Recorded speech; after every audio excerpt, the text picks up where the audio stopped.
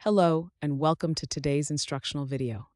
In this lesson, we will be solving for the variable in the equation 5 times x minus 2 equals 3.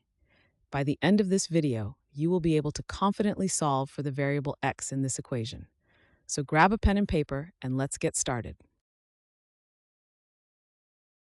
To solve for the variable x in the equation 5x minus 2 equals 3, we start with the given equation. Our goal is to isolate x on one side of the equation to find its value. First, we need to eliminate the minus 2 on the left side of the equation. This can be done by performing the inverse operation of subtraction, which is addition.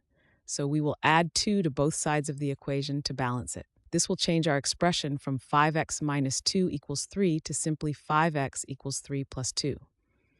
The reason for adding 2 to both sides is to cancel out the minus 2. When we add 2 on the left side, it neutralizes the minus 2, leaving us with just 5x.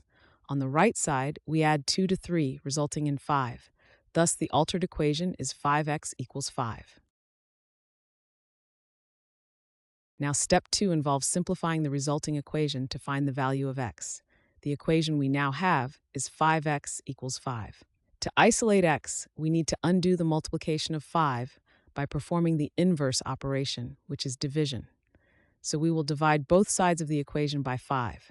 This will change our expression from 5 times x equals 5 to simply x equals 5 divided by 5. The reason for dividing both sides by 5 is to cancel out the 5 that is multiplied by x. When we divide the left side by 5, it neutralizes the multiplication of 5, leaving us with just x. On the right side, we divide 5 by 5, resulting in 1. Thus, the altered equation is x equals 1. This is the final step. We have successfully solved for the variable x. The value of x is 1. Thanks for watching. I hope this video has helped, and if it did, please drop me a like.